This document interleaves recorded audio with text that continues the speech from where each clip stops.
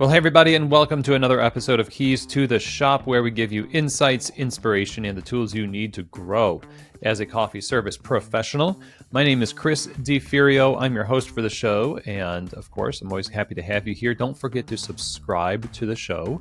Click the notification bell also. So thanks very much for doing that. Now, Keys to the Shop, on top of producing this podcast and giving you this show as a free resource for your development, works one-on-one with coffee shop owners and operators to elevate their operations, their quality, the culture, solve problems, work on specific projects. We do this through coaching over remote coaching calls, as well as in-person coffee shop assessments and coaching. We do barista training as well. There's a lot of things that we can do when we work together. We also offer the Keyholder coaching groups twice a year, which is a cohort mastermind group of coffee shop owners all gathered together to help each other succeed. So there's a lot going on. I would love for you to reach out directly to me, chris@keystotheshop.com. And when you do that, just let me know what you're thinking about. If you have been thinking, maybe I need a coach or a consultant to help me and my team work through some issues or refine our operations, or even just if you're on that road to opening a new coffee shop and you want someone to walk along that road with you who has a lot of experience in the business and can be that outside perspective to help you make good decisions, this is what we offer as well. So I would love to have a conversation. Again, reach out, chris@keystotheshop.com, or just click the discovery call link in the show notes to schedule your call today.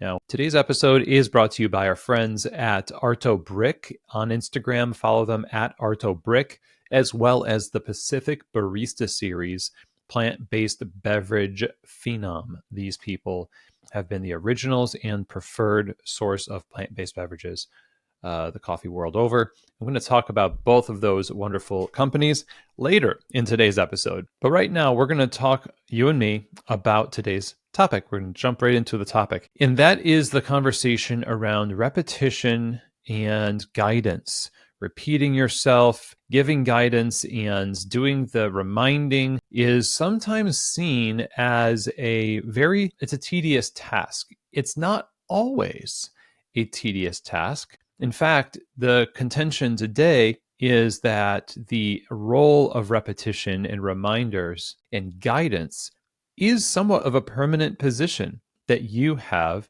as a coffee shop owner or a manager. If you are the person responsible for the equipping of a group of people to do the work of, making coffee in the coffee shop, then I think your role needs to be hands-on amongst the people, being a source of clarity, being a resource of clarity, an agent of clarity, we like to say. And to be an agent of clarity means that you need to be pointing people to the standard all the time. We like to think that what we'll do is come up with really good tools, and we will magically, by word choice alone and charisma alone in the onboarding process, or we give them the binder of knowledge, that they will assimilate that and then become this constant energy source of focused work, and they will do the work well. And if for some reason they don't, two things are true. This is only in our mind. Two things are true. One, we didn't hire the right person. Two, we didn't write the right manual, so we need more systems. Now, both of those things could be true, but there is a third option. And that third option often is that we don't involve ourselves enough in the work that is a meaningful presence in the work, or delegate the right people to be that point of clarity for our staff. As you can see, there's a lot of nuance here. That means that, you might have people on your staff who aren't doing the work very, very well, maybe because of what they bring to it. It may be that you have great leadership and it's hands-on, it's in the daily work, pointing people to a standard. It may be that your systems are created very, very well, and they're perfect, in fact, but the person might not be the right fit for the role.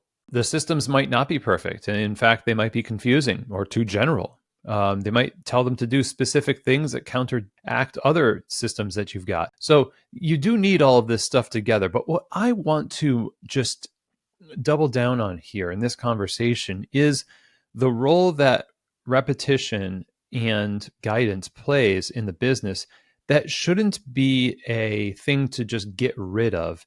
And the sign that you've done well as an owner is that you never have to repeat yourself, or you don't have to offer guidance, that people are self-sustaining. I do, and I will always say, I believe that a coffee shop does not just run itself. It is run by people. People run it.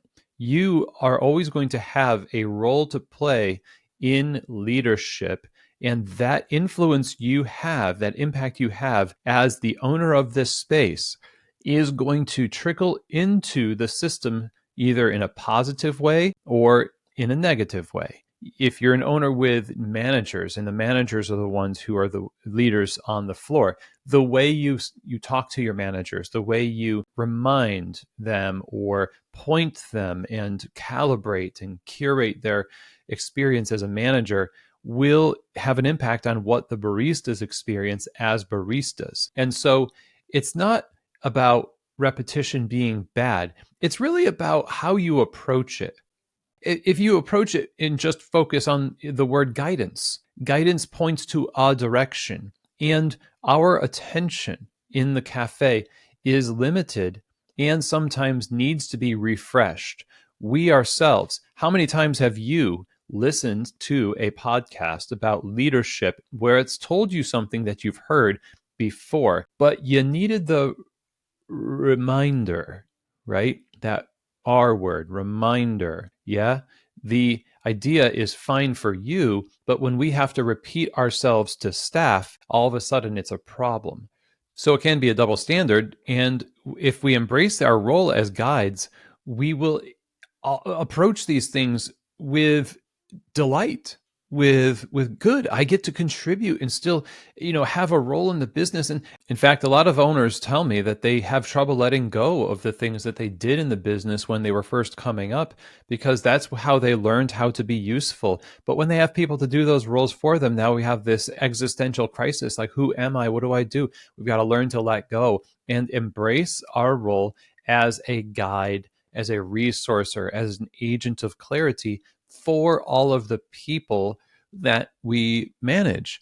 And the management of people is embracing the idea that people do have diminishing levels of energy and a need for somebody to help stabilize and lift them up. And if you think of it as a task to be despised, they will feel bad for their very human nature of having low points. We can hide our low points more effectively if you're in isolation, not working with a group, versus a manager and a peer group of managers or baristas. We don't want to communicate to them that for us to be a guide to them, to repeat and remind, is somehow burdensome.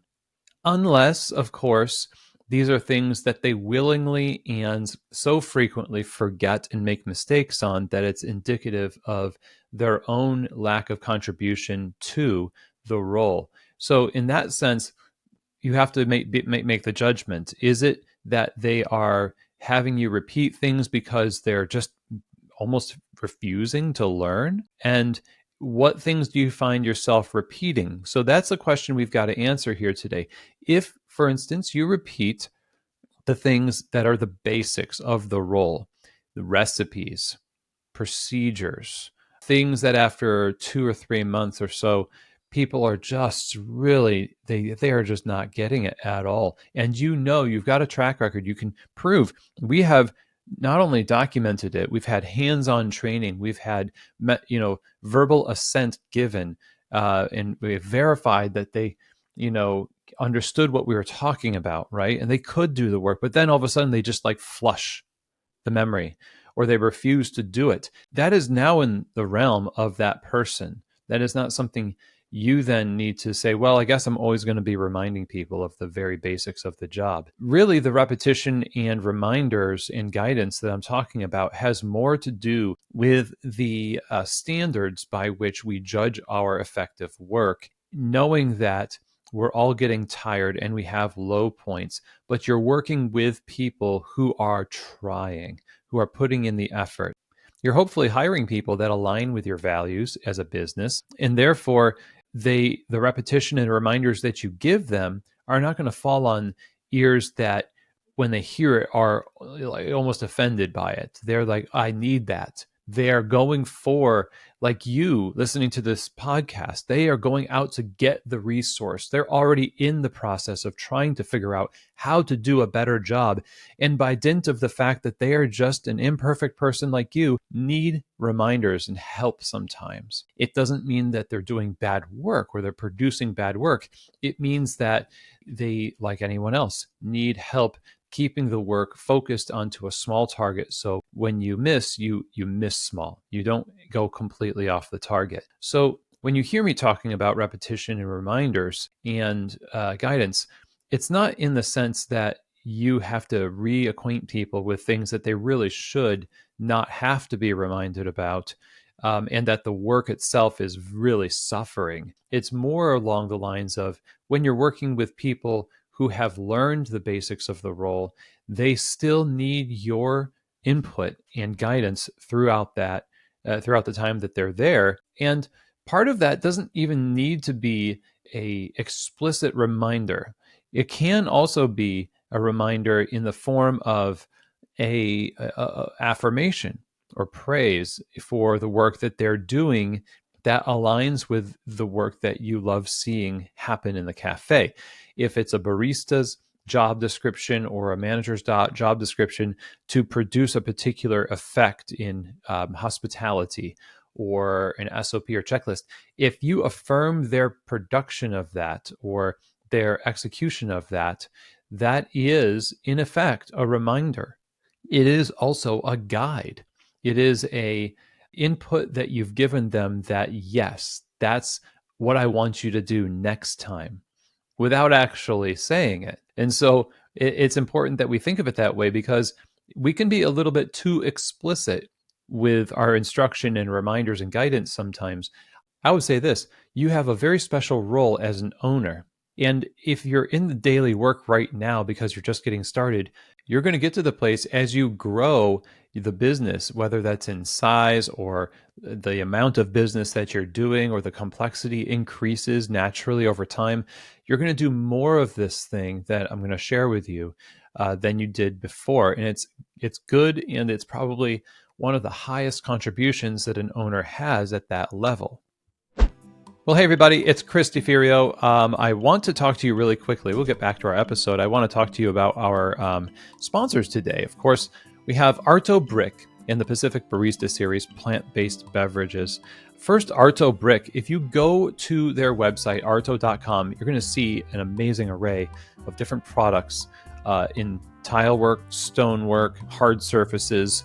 Especially important is that you go to Instagram and check them out there at Arto Brick.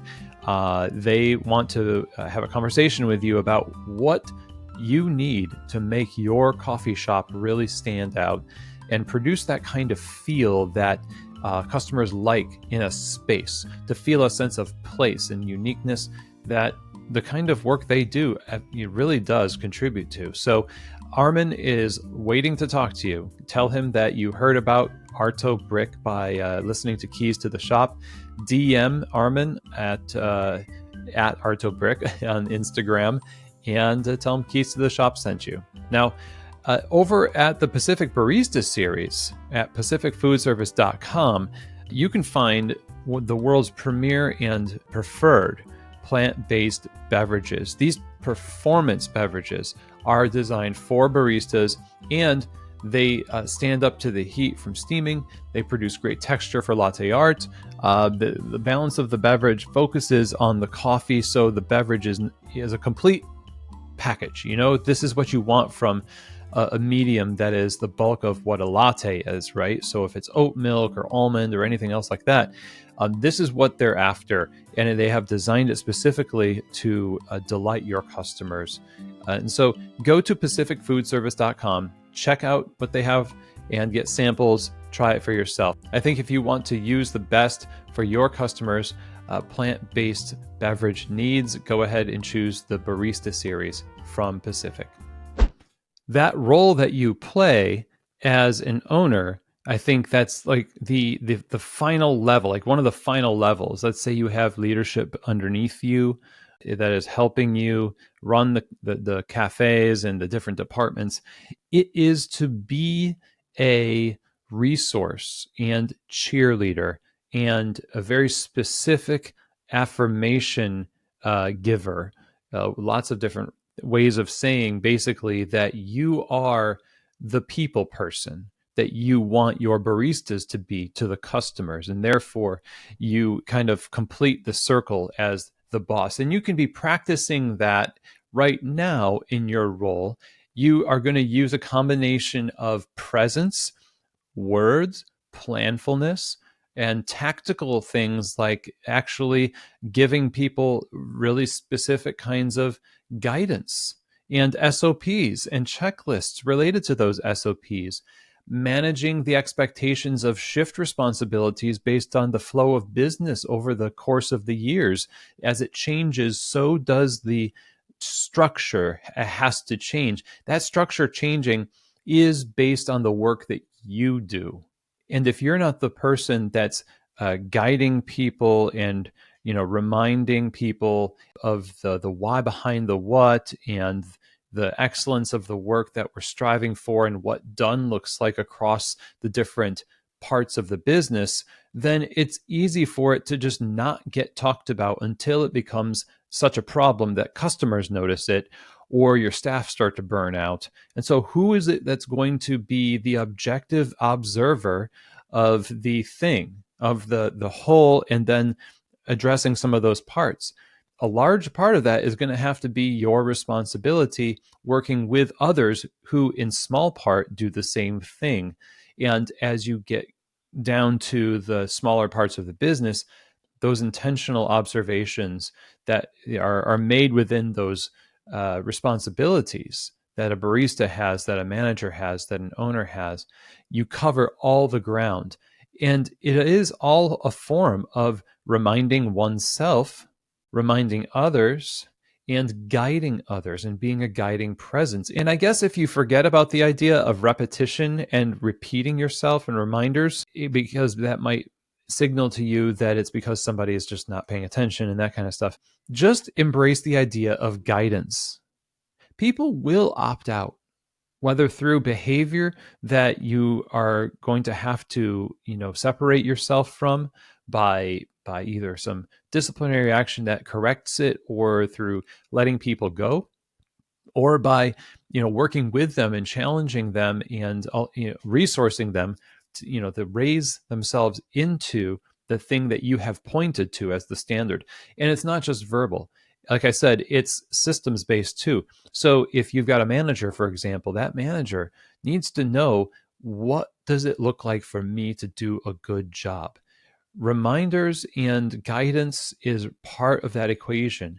And if they don't know what it looks like to do a good job, if it's not outlined and the behaviors aren't made clear, the same way that we try to show you how values look in the business, if you have that values document, it should say, here is how we do it. We do this by XYZ, right? I should know where I stand in the mind of my boss, because the boss has made it their responsibility to know how I work, and that if I'm not working correctly, they are there to help me get to that place where I am. And if I am working correctly, that they are there to recognize and give me the thumbs up, the good job, the specific affirmation that allows me to feel settled enough to have counted that as a win that builds my confidence. And this is an empowering situation, okay? So we always talk about empowering our staff, and sometimes empowering our staff is something it's like a rush job. We just say, take this and run with it. I believe in you, which is more or less irresponsible. It's more of a process. It's a process of working with the person as the main focus of your work as their boss. And that's what a good boss, I think, would do in a situation, is to work with people as a guide. So today on the episode, really the focus has been, let's embrace the role as guides to the staff, just as much as a barista might be seen as a guide for the customer to know where to pick the drink up. Where's the bathroom? What's the Wi-Fi password? What about this coffee menu? How much is this? All of the things that we would expect that barista to do in hospitality has both a soft part of it, which is the hospitality part of it, but it's also very tactical. There's hard and fast answers to those questions of where you pick a drink up or how much is this coffee.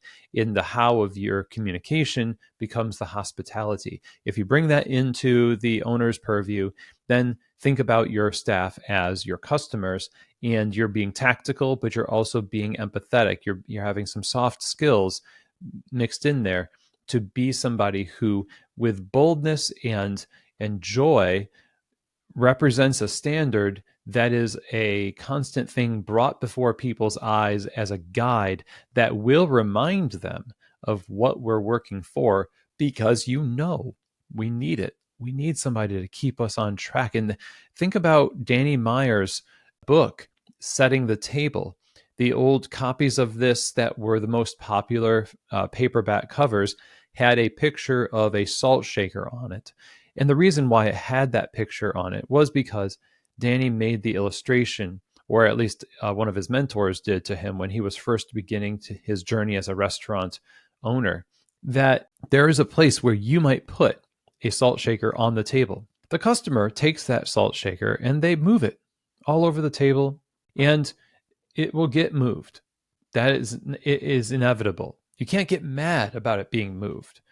This is a dynamic entity, a business, and there are problems that need solutions. The absence of problems, nobody has that. Nobody has an absence of problems.